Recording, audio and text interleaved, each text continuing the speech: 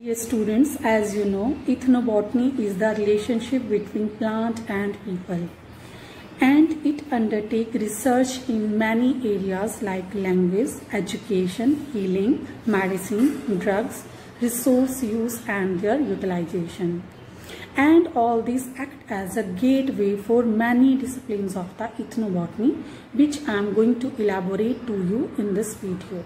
Students, video which we have seen earlier is of newly raised nursery in Botanical Garden of BGC Mandi. In this nursery we have domesticated some wild plants which are edible or medicinal, like Dioscorea pentophylla, Drigal, Dioscorea belophylla, Turdi, Moringa oleifera, Sunni, as well as Aponcia dalini, that is Drabad Chu. Students, the plantlets we raised here, we distribute to the general people for awareness and for sustainable utilization.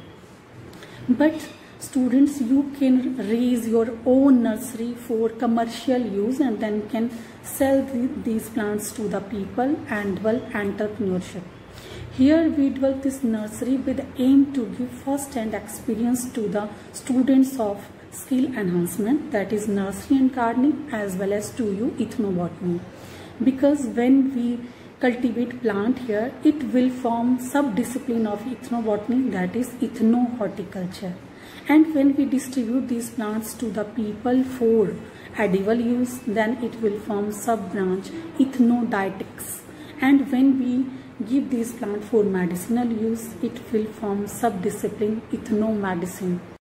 In recent few years, ethnobotany has gained much more interest, especially in the developing or underdeveloped countries, because there is still some people or population of people who are still self-sufficient in fulfilling their all the needs by utilizing local flora and fauna.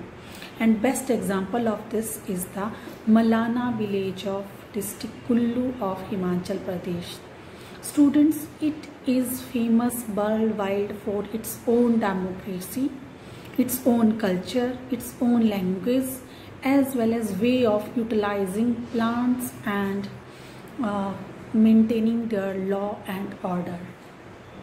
And to study or know the culture of this village will really helpful to know all the disciplines of the ethnobotany which we are going to understand in this video.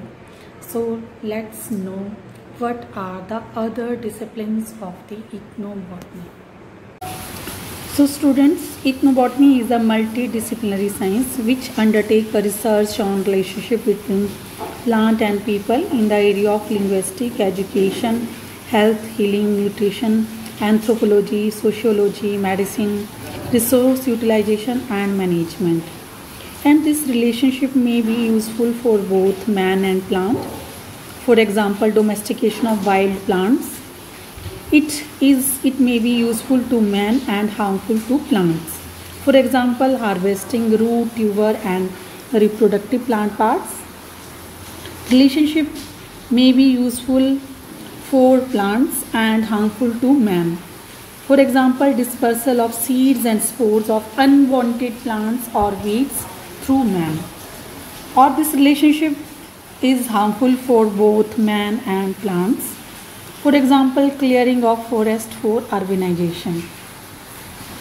So now let's see how this relationship give rise to other disciplines of the ethnobotany. And first discipline is ethnomedicine. As name indicate, it is use of ethnomedicine or medicine to heal the human beings, and it may include traditional medicine which are documented or the medicine which are transferred from one generation to next generation orally. This slide shows how plants of Himachal Pradesh are used in ethnomedicine. For example, first is Centella asiatica, that is called Brahmi locally, and it is helpful to improve brain power.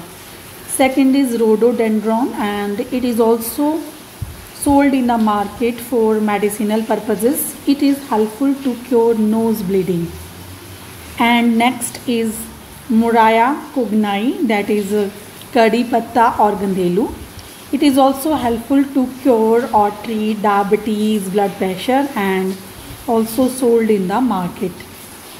Next is Cirsium arvensi, locally called as Chuli. Its roots are used as a tonic and gynecological problems. So the roots are harvested unsustainably, and this plant is entered in the endangered category list for Himachal Pradesh. Next is Xanthoxylum armatum. It is called as Tirmire and it is used to cure toothache. So these are the plants which are used in Himachal Pradesh as a medicine. Next discipline is the ethnodietetics or ethnogastrology. It is the study of ethnobotany of food choices, food science, drinking habits, eating habits, as well as nutrient and food value of various edible plants. So students, in this slide you can see how people use biodiversity or plants as a food. In first slide you can see some domestic preparation of the edible plants like badiyan as well as juice, etc. Second is Dioscorea pentophylla.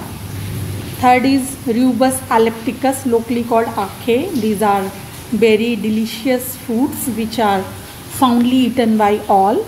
Next is Gandelu or Murraya cognai. Fruits are eaten for its nutritive or medicinal value. And next is various dishes prepared during ceremony or festival ceremony. And next is Phyllanthus amblica, that is amla juice prepared from the amla fruits.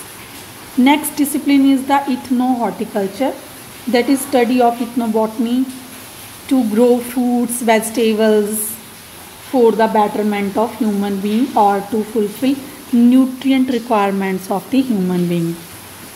So first plant is Arabotrytis japonica, that is leucart, very delicious food and has sedative effect on brain. Next is Pyrus prunus communis, that is called nashpati and also used as a vegetable. Next is Azil marimols. See, its fruit are also very refreshing in summers.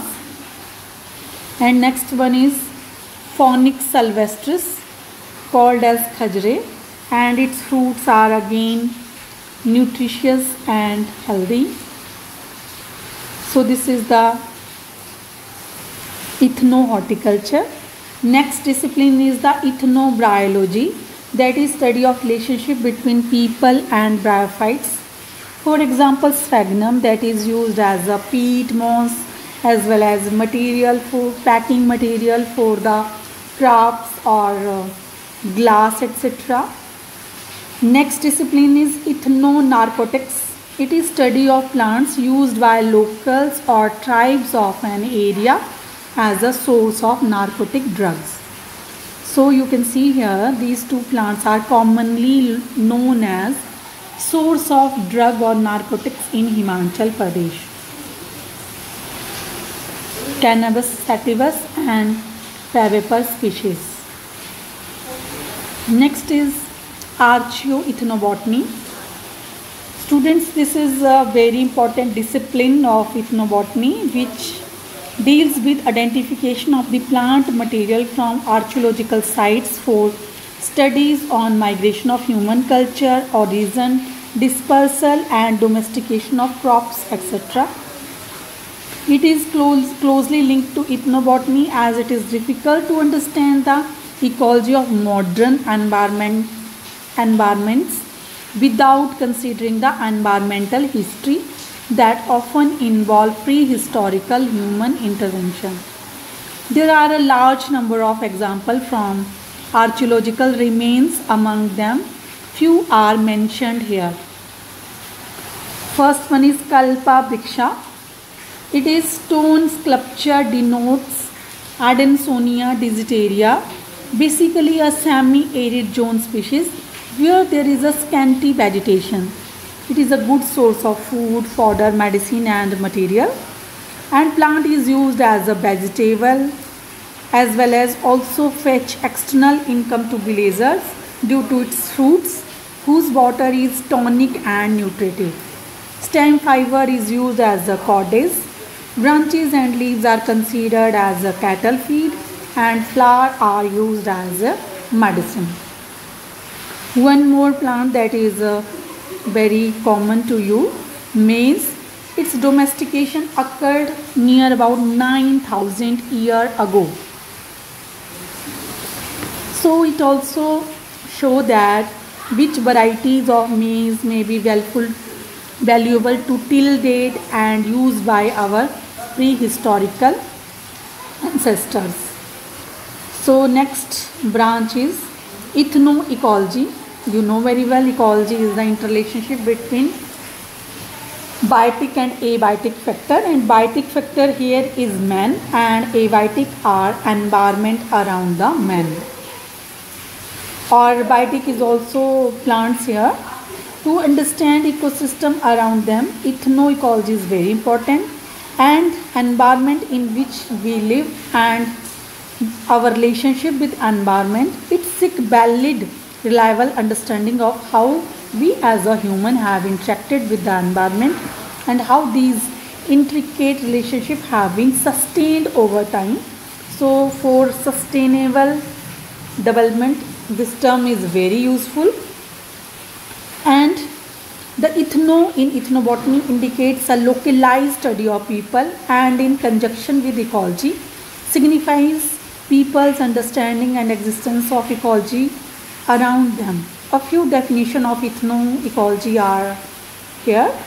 First is ethnoecology encompasses all studies which denote local people interaction with the natural environment, including subdisciplines such as ethnobiology, ethnobotany, ethnoentomology and ethnozoology even. Second definition, ethnoecology is the science of how people understand the relationship between human, animal, plants and physical elements of local environment. So see, this ethnoecology is a multidisciplinary field that integrates technique from biology, anthropology, ethnology, linguistic, economy and other fields also. Ethnoecologists do not only work in primary forest. Their research focuses on the ecological knowledge of the indigenous people and of traditional agriculturists. Ethnoecologists address theoretical questions about the relationship between human and their environment, and the answers contribute to rural development, poverty alleviation, healthcare as well as conservation. Thus, ethnoecology is not limited to pure sciences. It can help to understand the dynamic relation between biodiversity and social and cultural system. So students, these two photographs reveal exact picture of ethnoecology, that is relationship between man and its environment. First is man-made 200-year-old pond, and this pond contains Lamna species. This species was introduced to clean the water because only source of water is rain here. And see further, this water is used for irrigation and other domestic uses. So this is ethnoecology. And next discipline is ethnogynecology. Ethnogynecology is the study which deals with various diseases among women in tribal societies related to sterility, conception, abortion and the use of abortifacient. See, our prehistorical people, they use many plants such as Santalum alba, Terminalia arjuna, Revolvia serpentina, aloe vera, Lawsonia, inermis, Ocimum sanctum are example which are used or beneficial in the gynecological problems. Bithania somnifera and Lawsonia were used as a abortifacient by the local people since ages. Students, here I compiled some plants which are used as gynecological treatment in Himachal Pradesh. First one is Woodfordia fruticosa, that is called dhave locally. Second one is Acaranthus asper, and third one is Asparagus ardescens. So students, these plants, they are used locally to cure various gynecological disorder. Woodfordia fruticosa, its leaf, flower and roots, these all are very beneficial and helpful to recover after a miscarriage. And its fruits or its flower, they are also edible, and you can use these flowers in chutney and in kachru, etc. Second one is Acaranthus asper. This plant is used as a abortifacient, and so after completion of menopause, this plant is worshipped in Haritalika ceremony, that is fast, and its stem and leaves both are worshipped because it is symbol of abortifacient or completion of menopause in female. Next one is roots of Asparagus ardescens.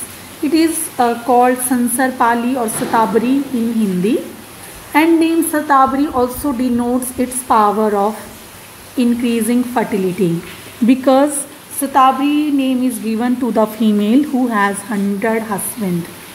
So all these plants, these are used in gynecological treatment in Himachal Pradesh.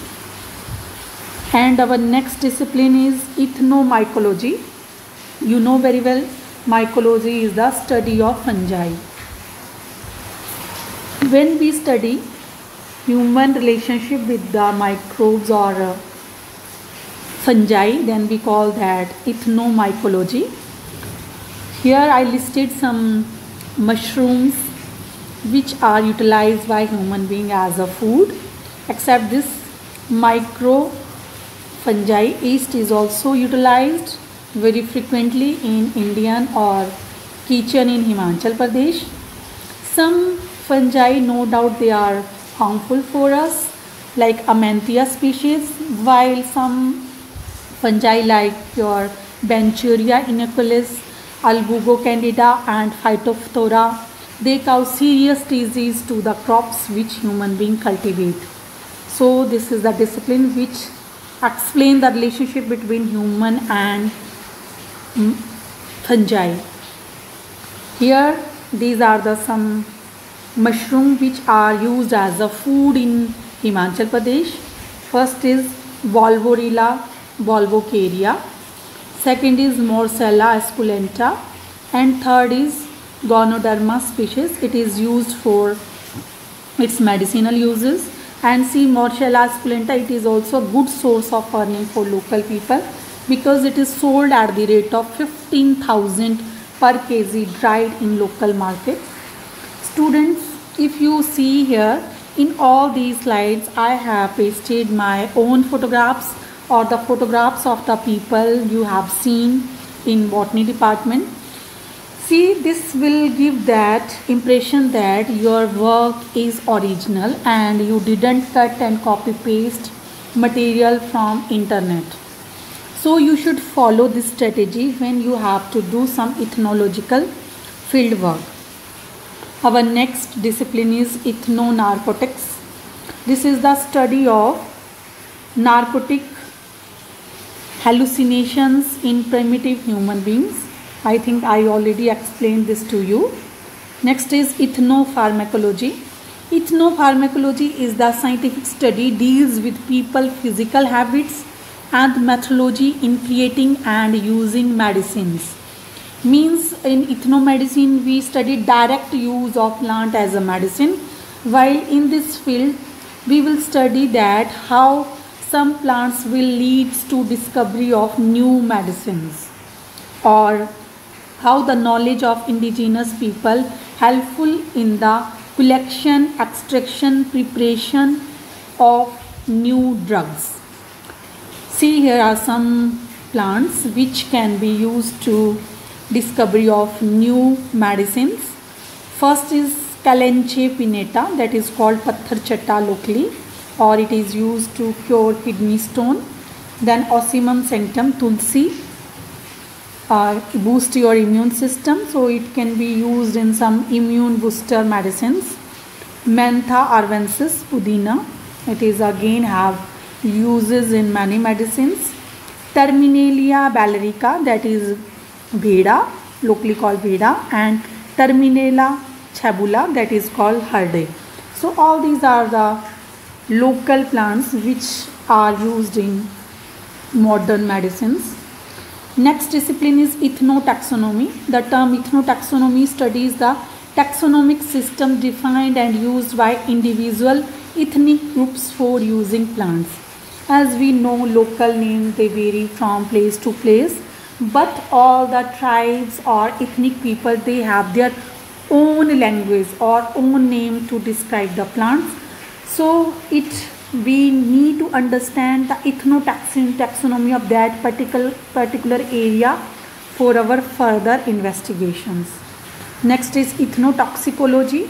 It deals with various toxic plants used in fish poisons, arrow poison, etc. And these studies are mostly concerned with tribal people. Here are some examples: aloe vera, datura, euphorbia, pulchrima, jatropha, lantana, ricinus communis, etc. These are used as a toxic plant for performing various functions like hunting or fishing. Here are some examples from Mandi area. First is Gloriosa superba. No doubt this plant is very rare in present scenario. Second is Datura. Third is Euphorbia royaliana. It's latex, milky latex, that is used as a fish poison. Then is Lantana camara, very well or very widespread weeds of Himachal Pradesh. Then is paleoethnobotany. This field is again very interesting because it is the archaeological subfield that studies plant remains from archaeological sites. Major research themes are recovery and identification of the plant remains, the use of the wild plant, and the origin of agriculture and domestication or co-evolution of human-plant interaction. Paleoethnobotanists who recover and analyze micro remains, protoliths, pollen palynology, human paleofaces, and impressions in ceramic shreds as the imprints of the grain in mixed bowl, which is helpful for to know the prehistorical culture to use the plants or the indigenous knowledge. See, palynology is a nature of distinct scientific discipline that studies pollens, typically in the context of reconstructing past environment. Likewise, dendrochronology, the study of growth on trees relating to study of past environment, is another scientific discipline useful to the paleoethnobotanical study. So, say paleoethnobotany is very important to know the prehistorical context and how those people are linked with the nature or the plants around them. Next branch is ethnocosmetics. It deals with the study of cosmetics, how ancient people use plants to beautify themselves. Here are some examples which are till date used by the people of Mandi or Himachal Pradesh. First is aloe vera, that is used as in various creams, shampoos, etc. Phyllanthus amblica, used to prepare oil. And next one is very important plant, that is Eclipta prostrata.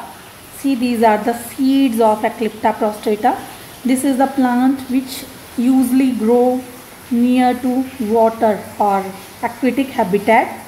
These are the flowers or unopened bud of flower, and this is plant which is very well grown in the college campus as a weed. But surprisingly, I was wandering here and there to collect this plant, and at the end I got this plant in college campus.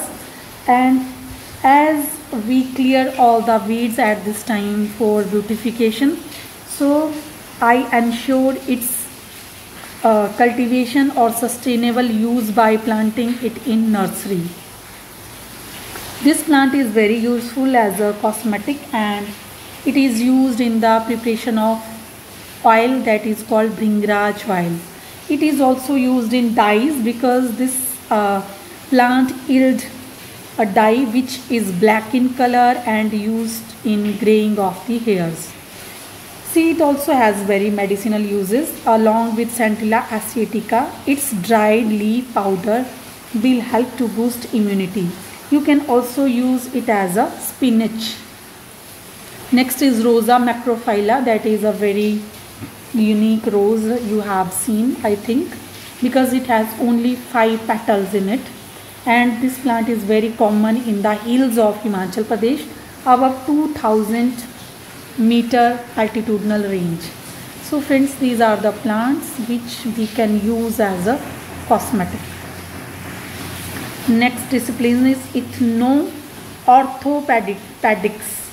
Again, it is very important field because it study with the surgery concerned with acute, chronic, traumatic and overuse injuries and the disorders of musculoskeletal system by different cultures. Means here we use the plants which help to heal the bone fracture. And friends, in context of Himachal Pradesh, these are the plants which can be used to heal the bone fracture. First is Senna occidentalis, also called Badi Yellow. Its seeds, they are very helpful. Euphorbia hirta, known to cure bone fracture. And next is Curcuma longa or domestica, that is haldi. So all these plants, they are very useful in curing bone fracture. Next is ethno-ophthalmology. It is the study which deals with ophthalmology, surgery of visual pathway, eyes, in primitive human societies and how it is still used in present context. Since ages, Atropa belladonna, Amblica officinale, Butea monocerma Palash, Terminalia bellerica, that is your Bheda, Atropa is Atish or Amla, they all are helpful to increase our eyesight. And one more practical example of Himachal Pradesh, that is Euphorbia royaliana. Its latex used to prepare kajal, which is very helpful to improve eyesight of the children. And this kajal is used for in newborn babies for better eyesight. Next is ethnopediatrics. It is the study of parents and infants in our own and different culture. It explores the way different caretaking styles affect the health, well-being and survival of the infants. Ethnopediatrics try to discover what is truly the best way to parent our babies. Again, I compiled here some example from Himachal Pradesh. First is Biola pilosa, that is called Banaksha or Banapsa. See, this is the plant in field and its dried flower. These are again very costly and sold at very high rate in market, 15,000 per kg. So you can collect and earn money by selling this flower. These are used to cure fever and cough in children. And next is Berberis lycium, locally called as Kasmale. This is plant in natural environment. And see its flowers, beautiful yellow flowers. This flower paste is given to the children or the newborn babies who are suffering from diarrhea and dysentery during their teething, and this paste help to cure diarrhea and dysentery in the children during their teething. Next field is ethno-linguistic. It is a field of linguistic anthropology which studies the language of a particular ethnic group. More generally, ethno-linguistic studies the relationship between language and culture and the way different ethnic groups perceive the world. See, these tribes, they have their own language, and how they understood or understand the language of other culture, and how they transmit their own language to the other culture. All this we study and in ethno-linguistic. And if we want to study in a particular tribes, first we need to know the language of that particular tribe. Next or last discipline is ethnomusicology. Ethnomusicology is defined as the study and cultural aspects of music and dance in local and global context. Found from the Greek word ethnos of music, it is the study of people making music. Although it is often thought of as a study of non-Western music, ethnomusicology also includes the study of Western music from an anthropological or anthropological perspective. So students, it's a very important aspect or discipline of ethnobotany, that is ethnomusicology.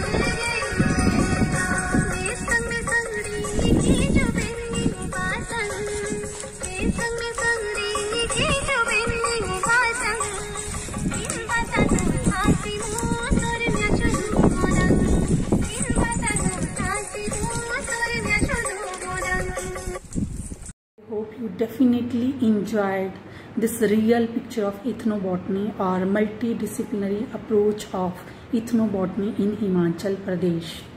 Students, in examination you may get some questions related to this topic, like to define ethnomedicine, to ethnohorticulture, ethnobiology, or many others. Or you may get a big question or large question, explain multidisciplinary approach of ethnobotany. Except this topic also cover your next topic, that is scope of ethnobotany, because you can explain all these points with context to scope of ethnobotany. Like ethnobotany help to discover new medicine, ethnobotany help to discover new horticulture plants, ethnobotany help to understand new drugs and their impact on the human beings. So students, when you will get these questions in your examination, I hope this video will definitely help you to solve all these questions. With these words, I stop here. Thank you very much for listening to me.